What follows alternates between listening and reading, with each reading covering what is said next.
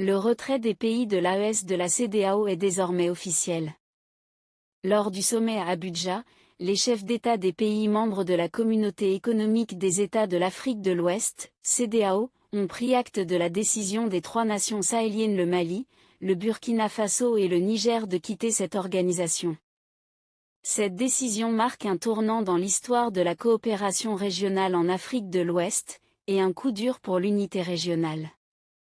Une période de transition de 6 mois, débutant le 29 janvier, précédera la sortie définitive de ces pays de la CEDEAO à la fin du mois de juillet. Cette situation met en lumière la désintégration progressive d'une région qui, autrefois, était un modèle d'intégration en Afrique. L'ingérence de certaines puissances extérieures et les divergences internes ont profondément affecté la dynamique régionale. Le retrait de ces 3 pays symbolise la rupture avec une organisation qu'ils considèrent de plus en plus comme alignée avec des intérêts extérieurs, notamment ceux de la France. La tension entre ces nations et la CEDEAO s'est intensifiée après les récents coups d'État dans ces 3 pays. Les sanctions imposées par la CEDEAO ont exacerbé le fossé, créant une fracture entre ces pays et l'organisation ouest-africaine. La perception de la CEDEAO comme une institution en faveur des puissances occidentales a alimenté ce climat de mécontentement. Certains estiment que la décision de quitter la CEDEAO est une nécessité pour affirmer une plus grande indépendance.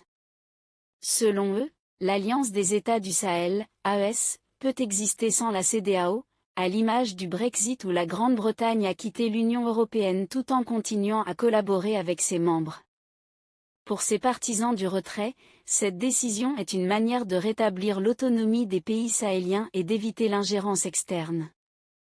D'autres, cependant, soulignent les risques économiques et sociaux liés à ce retrait.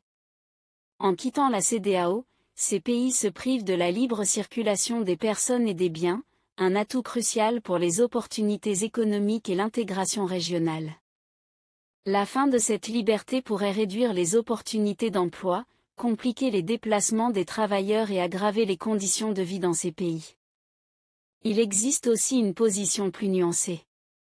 Ceux qui adoptent cette ligne de pensée estiment que, quel que soit le sort de ce retrait, il est essentiel que les pays de l'AES se concentrent sur le renforcement de leur alliance interne. Ils soulignent que l'AES, fondée sur des valeurs communes, doit être construite de manière autonome tout en maintenant des relations de coopération avec d'autres nations. Pour eux, l'unité au sein de l'AES doit primer sur tout, indépendamment de la question de la CEDEAO.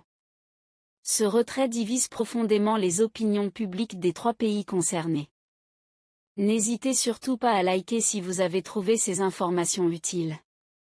Merci.